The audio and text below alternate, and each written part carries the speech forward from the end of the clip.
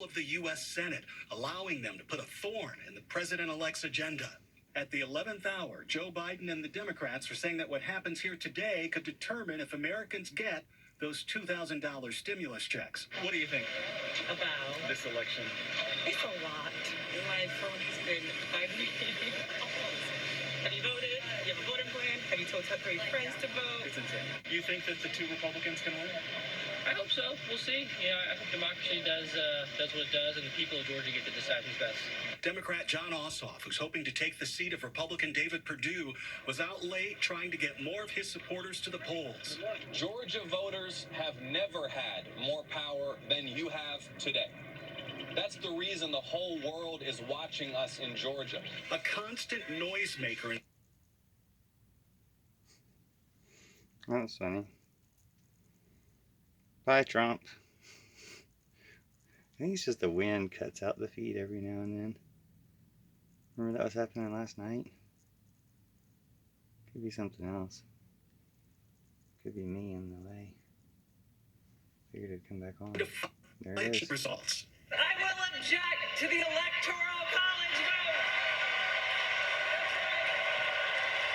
That's right. All of this has put election officials here, who are all Republicans, in a tough spot as they try to convince their voters that this election was safe and secure. The secretary wants me to make clear that everybody's vote is going to count.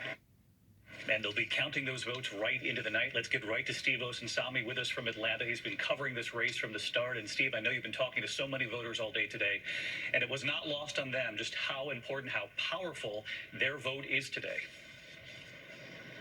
That's right, David. And voters have been reminded of this every day for the past 2 months in their mailboxes, on their phones. One voter told me that it felt like she was voting today on the direction this country is heading.